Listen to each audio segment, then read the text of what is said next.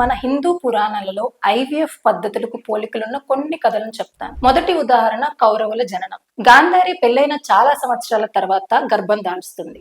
ఆమె గర్భం దాల్చిన తర్వాత ఒక మాంసపు ముద్దకు జన్మనిస్తుంది. ఆ మాంసపు ముద్దని మన వ్యాస మహర్షి 101 నేతి కుండలలో 101 సమాన భాగాలుగా విభజించి దాన్ని 1 సంవత్సరం పాటు దీన్ని ఇంక్యుబేషన్ అంటాం. ఇంక్యుబేటర్ గా కన్సిడర్ చేయొచ్చు. 1 సంవత్సరం తర్వాత ఈ 101 విభాగాల నుంచి 100 మంది కుమారులు అంటే మన కౌరవులు అండ్ 1 కుమార్తె దుస్సలగా జన్మిస్తారు. రెండవ ఉదాహరణ బలరాముని జననం. ఇది సరోగసీకి ప్రతీకగా మనం భావించవచ్చు. సో కంసుడి వల్ల దేవకికి పుట్టబోయే బిడ్డలకి అపాయం ఉందని తెలిసి మన శ్రీ మహావిష్ణువి ఆదేశంతో ఆ పిండాన్ని యోగమాయ దేవకి గర్భం నుంచి వసుదేవుని రెండో భార్య అయిన రోహిణి గర్భంలోకి ట్రాన్స్ఫర్ చేస్తుంది.